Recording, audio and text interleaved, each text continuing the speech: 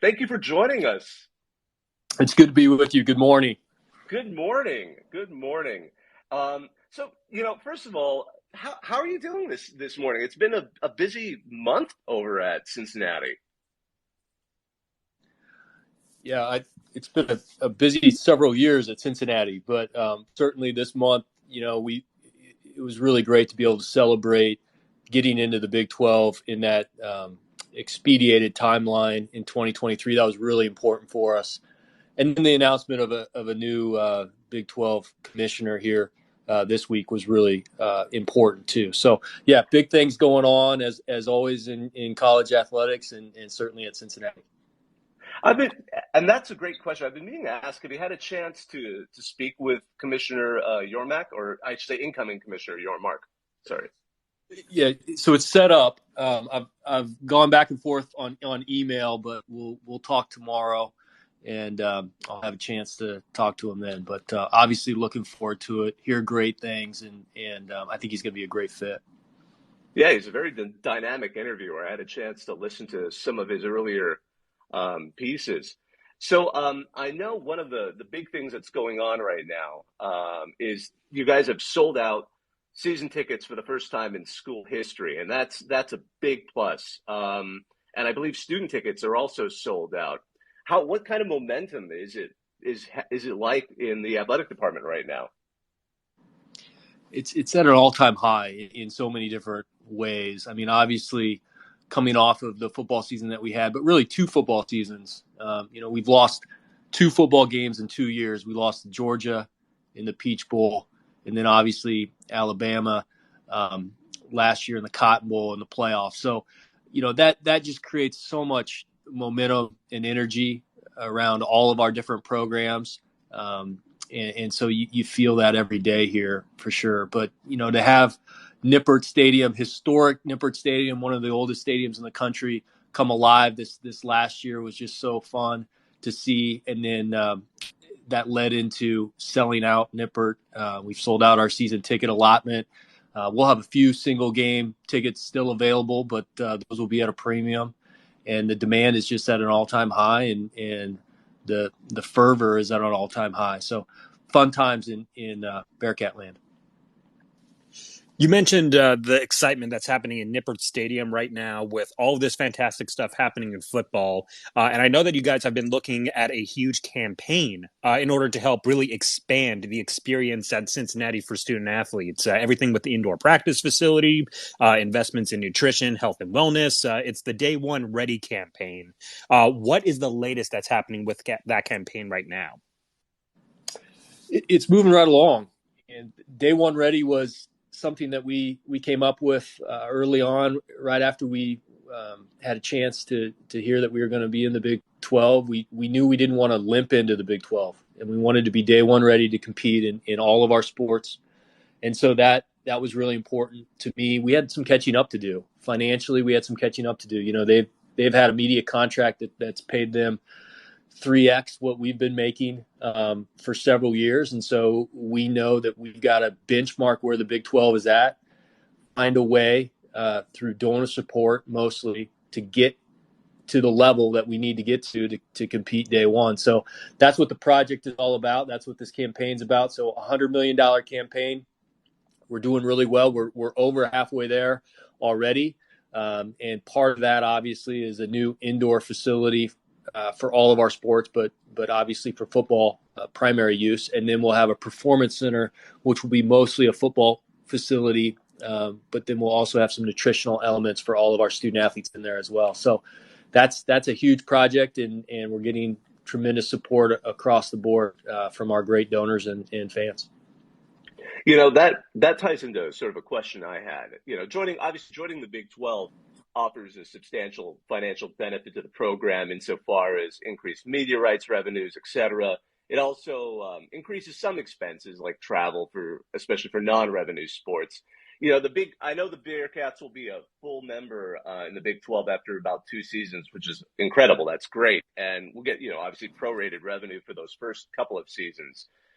I don't want to get into specific numbers because I know some of that is more close to the vest and a bit speculative at this point. But what I'm more interested in know is how do you kind of balance a timeline to build around it when you're planning for these kinds of major shifts in program budgets? I know this day one campaign is a big part of that, but I mean, it's interesting to kind of think about, because I don't think a lot of regular fans really know about the moving parts that go on in the logistics of such an endeavor.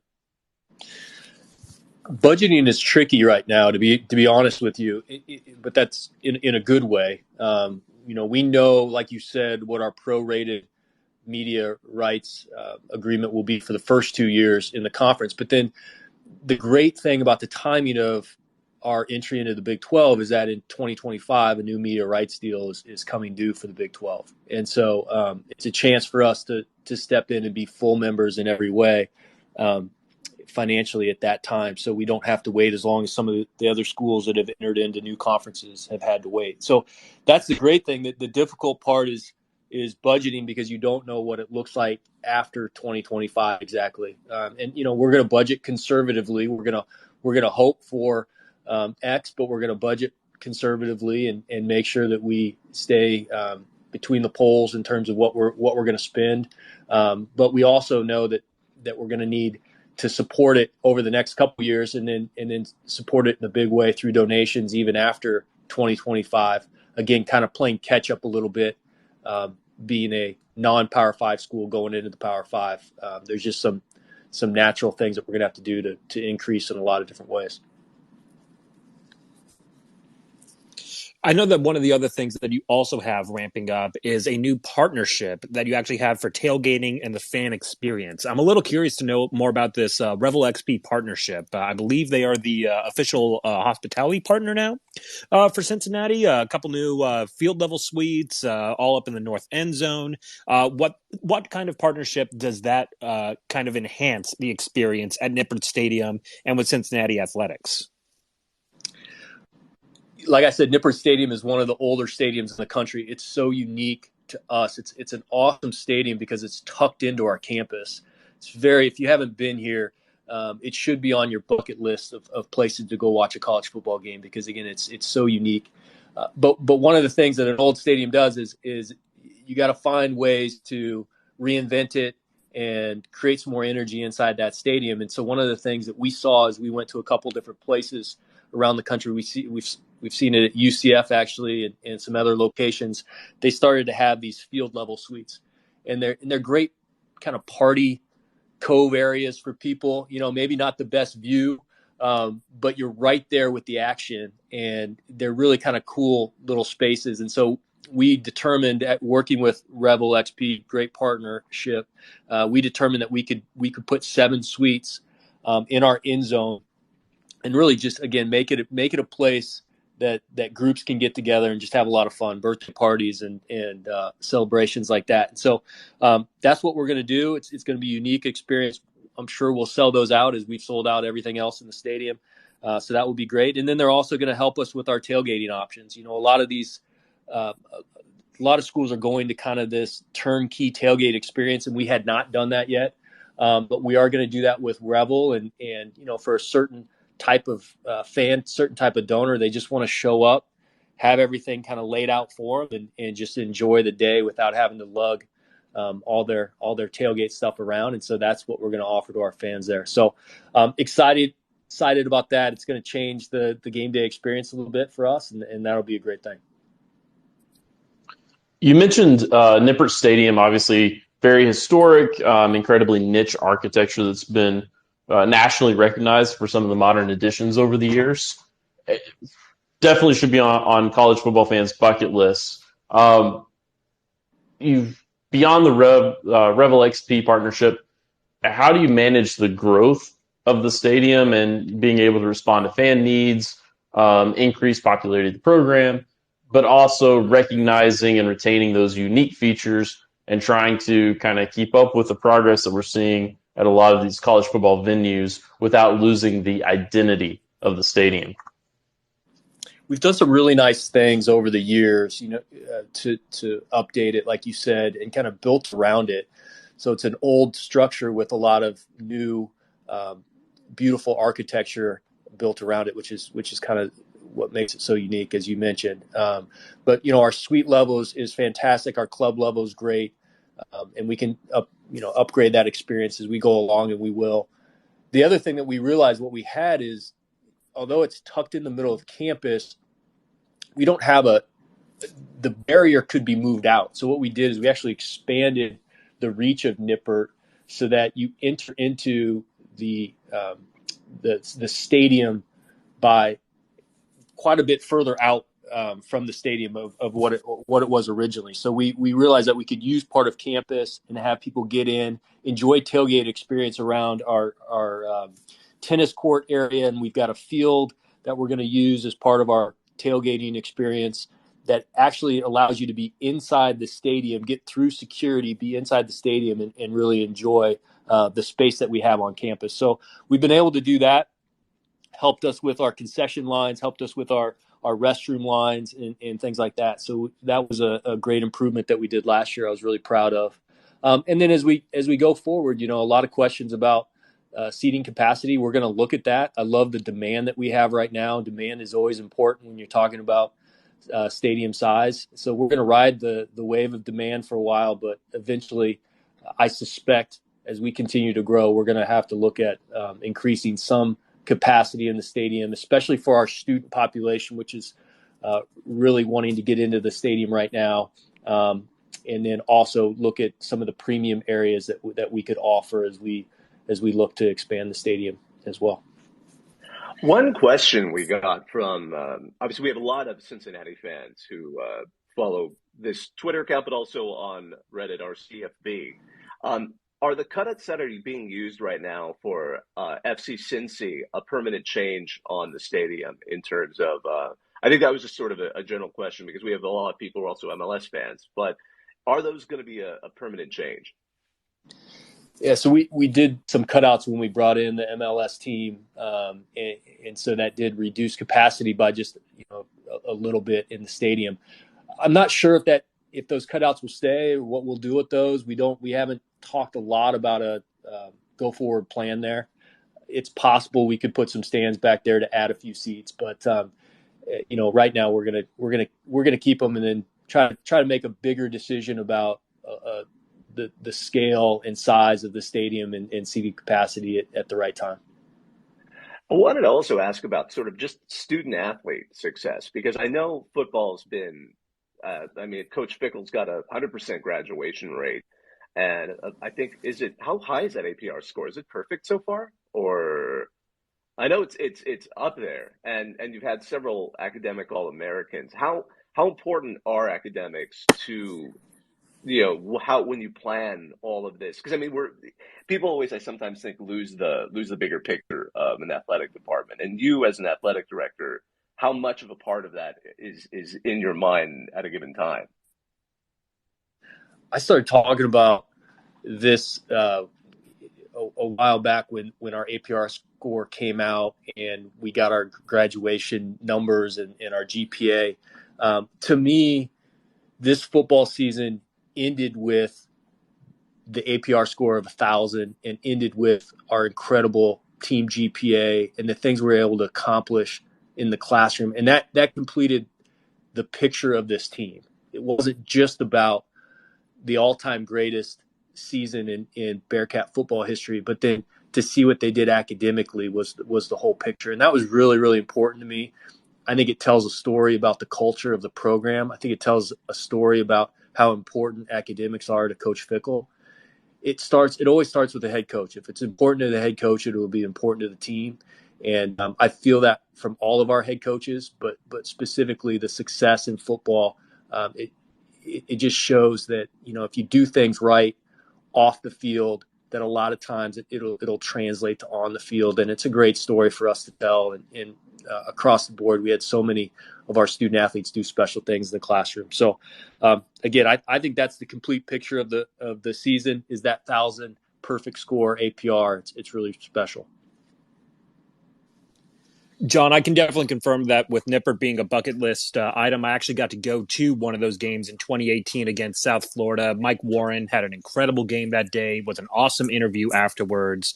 Got to go have a drink down at Catskeller, had an incredible time out there. But you're in Cincinnati now, and I got to ask, Skyline Chili, your thoughts on it? So I'm on board with Skyline Chili in the winter. So I got a weird take on it, but I love Skyline, great partner of ours, by the way, tremendous food. I love it in the winter on a cold day. That's my go-to, when it's a little chilly here, I go get some Skyline. My kids now, I got twin boys that are 9, almost 10. They want it every day. If I drive by a Skyline Chili, they're asking me to pull over and stop and get a coney, and they're all over it. So it is part of the culture here. It really is. And it's cool to see my kids kind of grow up now in Cincinnati and kind of adopt that culture. But it's a must go-to stop when you arrive in Cincinnati for sure.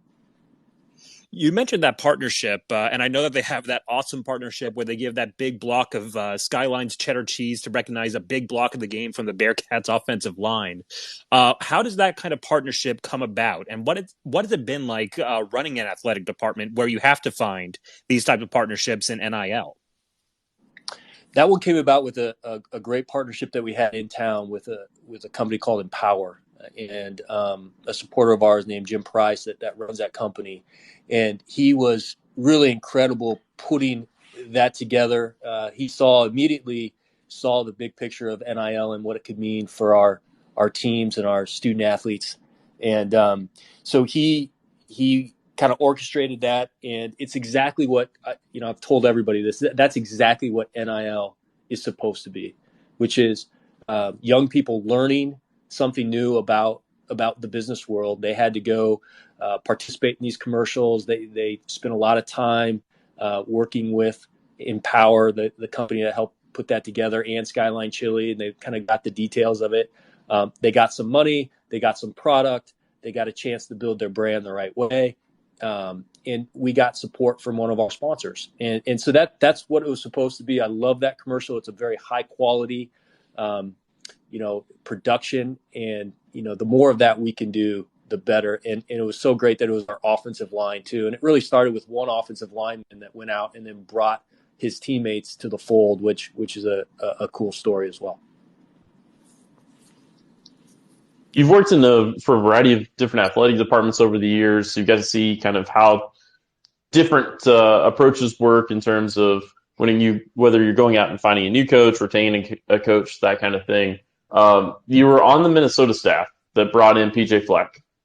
And then when you came to Cincinnati, you joined a department that already had Luke Fickell. But obviously there was going to be a need to retain him because he was already putting out quality, consistent, high achieving teams.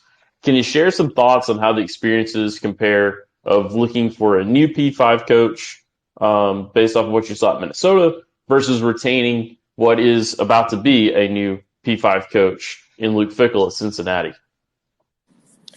I tell everybody the coaches are vital to what you do in an athletics department. And I view them as part of my senior staff because they're going to have the biggest influence over our ultimate goal, which is to put student athletes out into the world that are better people than when they showed up to campus. So it's absolutely crucial that you get the right head coaches across the board in all of your sports.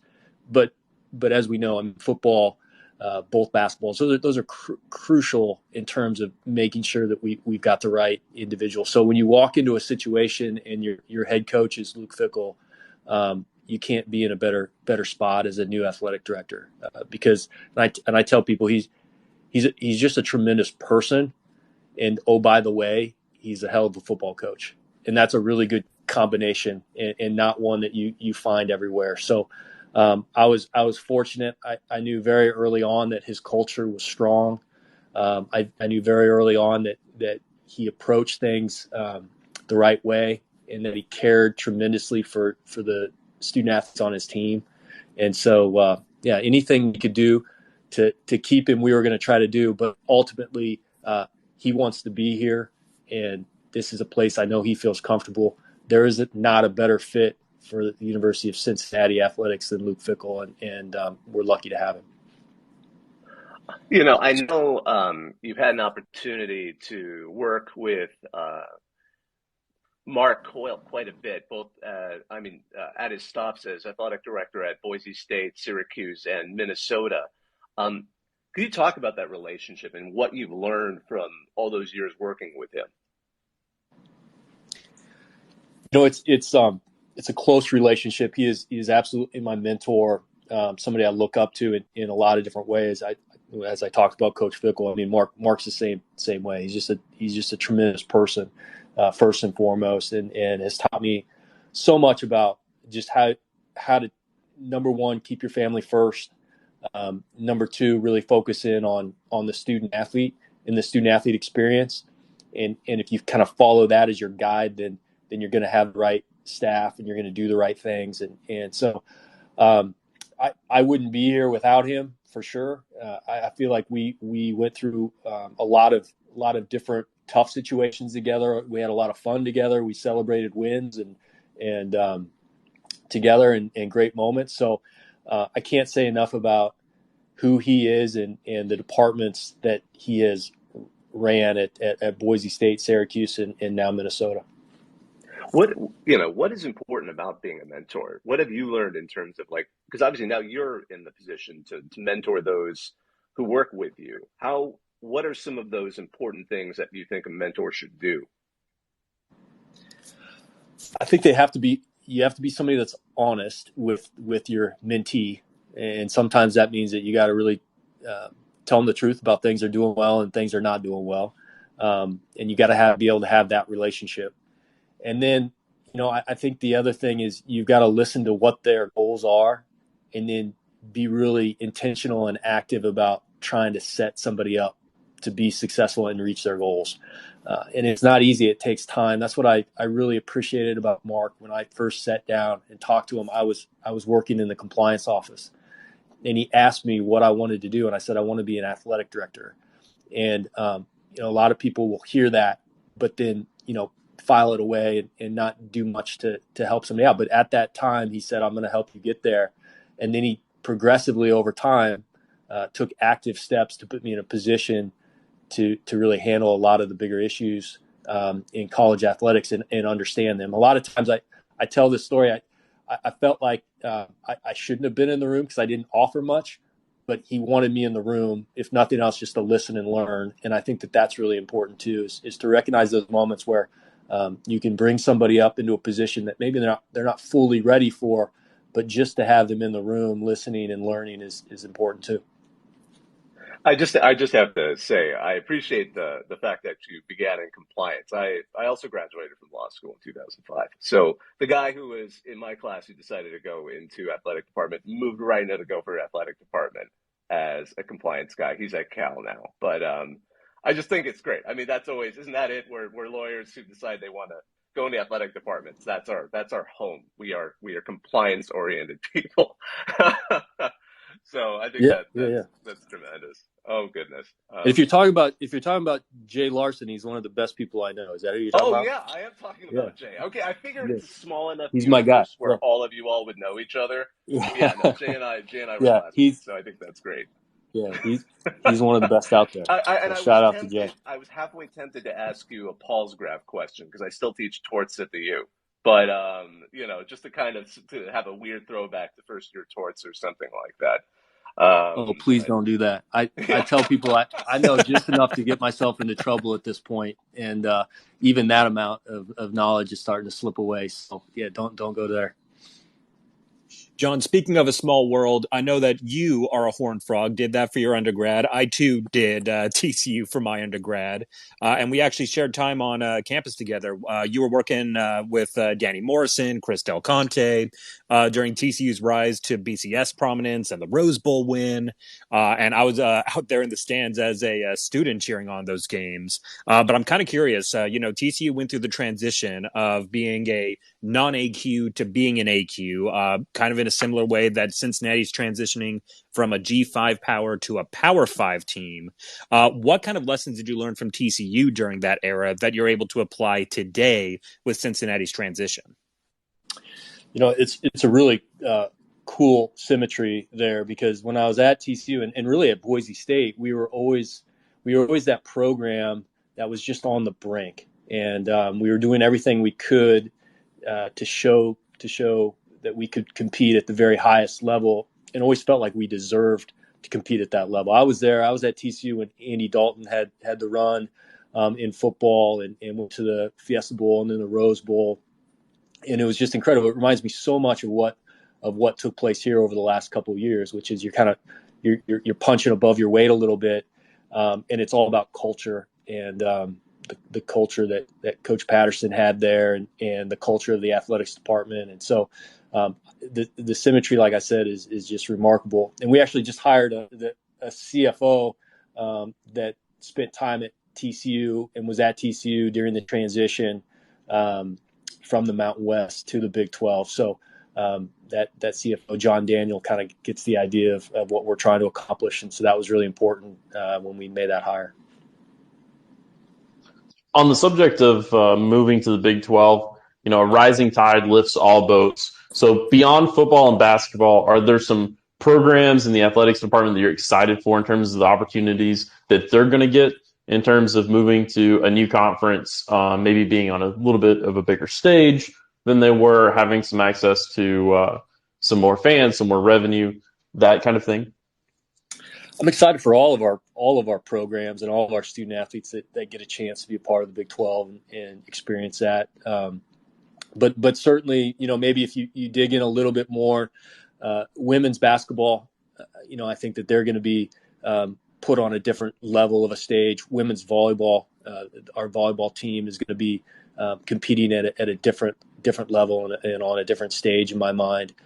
Certainly golf and tennis and baseball is another one. When you talk about the baseball programs of the Big 12, I'm excited for our young men on our baseball team to go up against some of those programs. So really across the board, I could go through every one: soccer, track.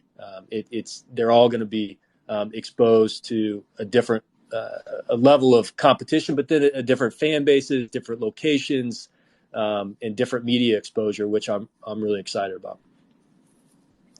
So just as a quick reminder, this is our CFB Talk 40. We are here with John Cunningham, Director of Athletics for Cincinnati Bearcats. John, do you have more time? We weren't sure if this was going for 30 or 45, and we want to respect your time. Obviously, you're very busy. No, I'm good, guys. Okay, excellent.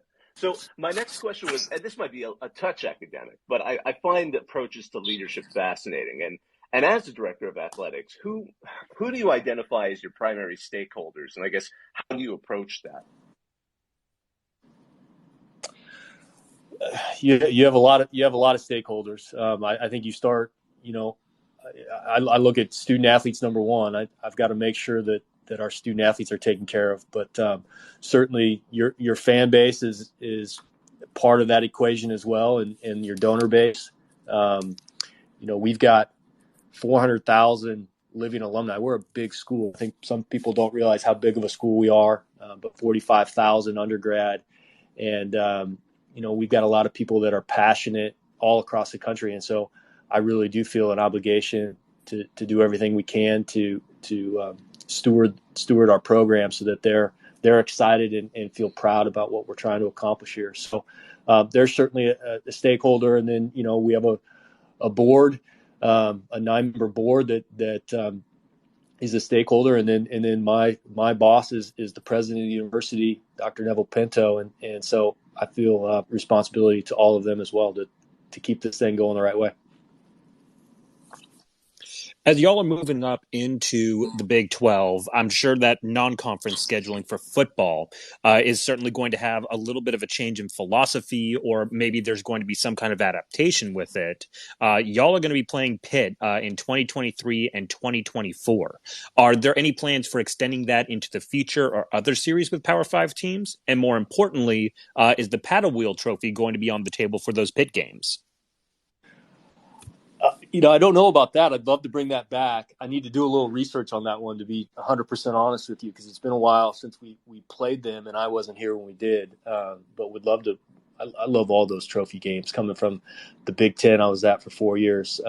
Those are always fun to be a part of. But yeah, I think there's a formula for doing this type of scheduling. When you look at the probability of a 9-game conference schedule, I think the formula for us when you're looking at 3 non-conference is going to be a Power 5 home and home, a mid-major, and then probably an FCS opponent. And you just kind of factor all those in and try to come up with the best scenario for your team to really prepare you for the gauntlet, which is the Big 12 schedule. So you gotta put it into a bucket and make sure it all comes out the right way, and make sure your coach is on board with what you're trying to do scheduling wise. So that'll be a big part of the conversation as well. You mentioned the use of mid-majors as an important point of non-conference scheduling. What are the odds that Miami, Ohio, continues to be one of those mid-majors? The Victory Bell, that's a rivalry that's gone back to the 19th century. Do they get a primary preference as that mid-major? They do, as far as I'm concerned. And, I've talked to Coach Fickle about it. We feel really strongly about that game. We like the system that we have now, which is they come here, we go to Paul Brown, we play Miami at the Bengals Stadium, and then we go up to Miami. And, it's just they're right up the road, not too far away, and an easy bus trip for both teams and fan bases. And so to me, it just makes all the sense in the world to keep that going and keep this long-standing rivalry in place.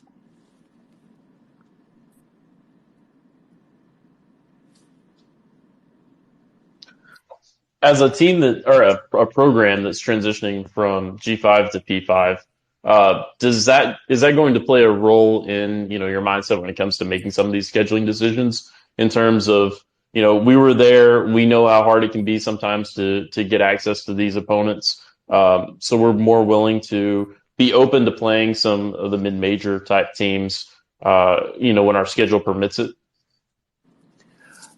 I think we'll probably feel that a little bit more on the basketball side, more on the football side. Again, if our formula is Power 5 home and home,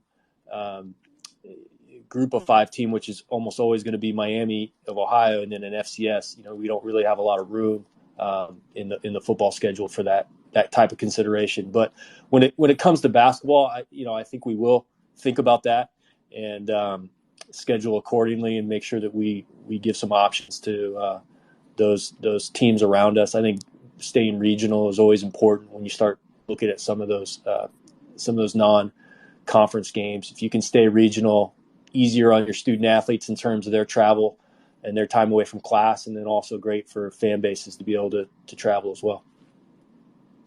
When you first arrived at Cincinnati, and you obviously, there was a lot of preparation. You knew what you were getting into. You knew what the attraction was for applying and becoming the next athletic director of the program. But it's I think interesting to take on such a big project, because people don't realize exactly how broad an athletic department really is. Did you have any kind of surprises or that you didn't expect when you arrived on campus, learning about all the nuances of the athletic department? That, I was just curious about that, because, sometimes you'll talk to someone who takes the helm of a large organization, and suddenly it's like, oh, I did not know we were doing that. Or, or I didn't know that was kind of the story behind that. Were there moments like that at Cincy? Maybe a little bit. I had for a while from a distance been paying attention to their program, so I knew a little bit about what was going on. And again, having been at TCU and Boise State, I understood that constant battle of being that really high performing Group of 5 school. And so I think that helped me as I stepped into the chair to really understand what the needs of the department were. But at the same time, I think, maybe something that surprised me a little bit was how much attention the city of Cincinnati gives to the Bearcats. I think when I was, coming in here, you think, well, it's a pro sports town. It's got a lot going on. But this is certainly a town that pays attention, wants the Bearcats to do well. The media's been great here and gives us a lot of coverage in all areas.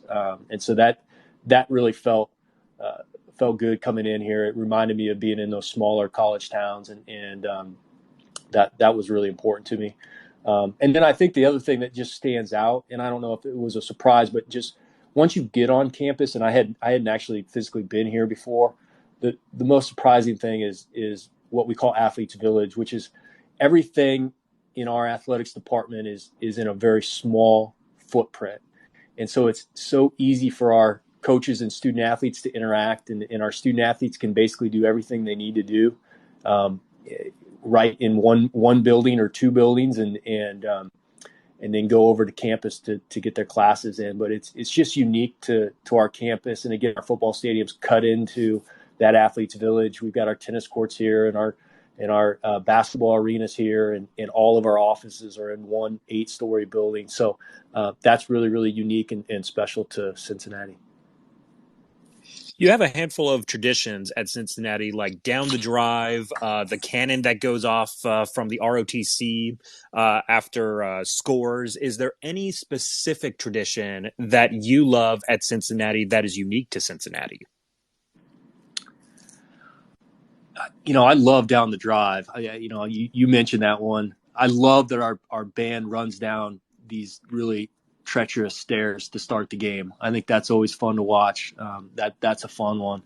I'm trying to. Our basketball games have a vibe to them and a feel. I'm trying to think of specifics there, but certainly we pack the house in Fifth Third, and this is a basketball community that loves their college basketball. So there's a lot of things there and traditions there. But it's a great fan base. And how often, as an athletic director, can you point to a full football stadium and full basketball arena on almost every game basis? I mean, that's pretty special. So we've got a great fan base. John, we've covered a lot of ground in this interview. Is there something that you're just extremely excited about that we haven't talked about yet? An aspect of the program or the department that you're, really, really proud of, something they've done, something to look forward to going into the rest of the 2022 into 2023 academic year that you want to share with us? I think just the growth of our department here recently, we've been able to add some key pieces and really focus in on the student athlete experience. We added a full-time mental health clinician that will have a chance to hire some more help as well. So we're really building out the mental health support of our student athletes, which I think is special. And then we've hired a dietitian, and that person will be able to build out a team as well. So some of these things that these Power 5 schools, high revenue schools have been able to do, we're getting a chance to do. And I just appreciate the support from our board and our president to go ahead and understand the need to build the department up in advance of getting to the Big 12. Again, we don't want to limp into the Big 12. We want to make sure that we're ready to compete day one, and a lot of that has to do with our student athlete experience and the support we give them. So really proud of that, and excited about the direction of the program in so many different levels, and appreciate this opportunity. Thank you. Obviously, a lot of your tenure so far has been unfortunately kind of defined by the pandemic and everything that it's brought on with the shift to the Big 12, the easing of pandemic restrictions. Has there been an impact that you've had on trying to build up your staff in the athletics department? Some things that maybe you were kind of hamstrung a little bit by the pandemic that now you're kind of able to put the foot on the gas. You mentioned being able to bring in the department's first director of sports psychology and a dietitian. Anything else that, maybe some unforeseen obstacles that you've encountered from when you interviewed for the job versus now looking back a few years later?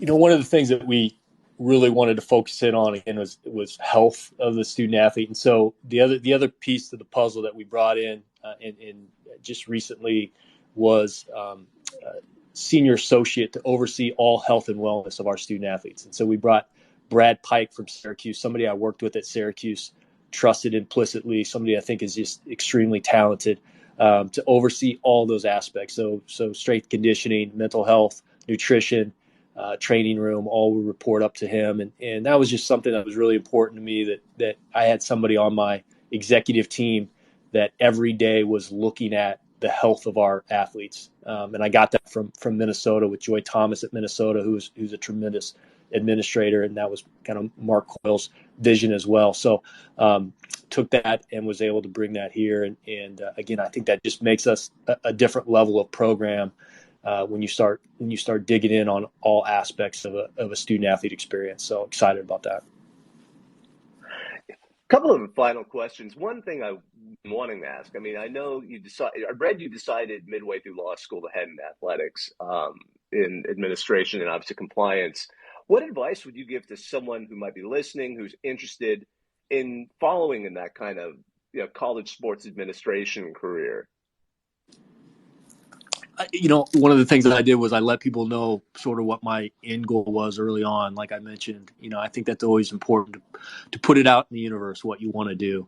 And then you'll figure out very quickly those that are going to help you get there, and those that say they will, but don't. And so, having that mentor or two in the business, maintaining great relationships in the business, really, really deep relationships, people that you can trust and talk to and bounce things off of, is really, really important.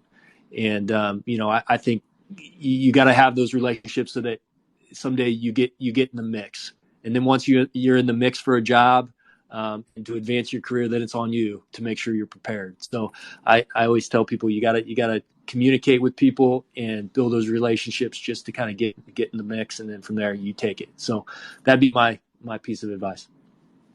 So one last question. Obviously, there's incredible momentum right now for the Bearcats with the move to the Big 12, appearing in the college football playoff, success in the NFL draft, and inked a contract extension with Coach Fickell to 2028. What are the challenges facing you with managing expectations after such a tremendous year? That's going to be something we're going to be challenged with for sure. I mean, we had the greatest football season in the history of our program. But the great thing about our coaches is that they're not satisfied. The great thing about our department is that we're in full growth mode, and there's so much excitement that it's just what's next? What can we do to get better? That there's that feeling around the department from every unit. And so that's a really exciting time to be in a department where everybody's thinking growth. And so, Coach Fickell has put last season behind you. I guarantee that. Coach Wes Miller has got his team set up, ready to go this year. I was just down at practice the other day, and they look like a brand new squad, and just a lot of energy and a lot of talent there. And then really across the board with all of our sports, people are starting to recruit at a higher level. We got 2 5-star tennis recruits for the first time to commit to us, and then our men's golf program has their best recruiting class ever. So you're starting to see it in a lot of different ways. And so, it's going to just be about what's next and moving on, putting last year to bed and seeing what we can accomplish this year. And that's going to be a lot of fun. Tremendous. Well, thank you so much for joining us. We really appreciate your time. And it was great to hear about Cincinnati athletics and a bit about your career. We enjoyed it a lot. Thank you for joining us, John. Absolutely, guys. Take care. Yeah, thank you. And on behalf of all of us, we wanted to thank all of you who decided to sit in and listen to this. We appreciate it. This is our CFB Talk. My name is Bob Ekayeri. We've got JD Moore and Sirius. We like to host these shows. We do interviews. We also do a weekly talk on Tuesday nights. So if you got a chance to tune into this late and you wanted to hear the whole thing, this link will turn into a recording immediately afterwards, and it'll be available for 30 days so you can share it with whomever. They don't have to have a Twitter account. We just wanted to thank all of you, and we hope the rest of your week is good. And again, thanks for joining us.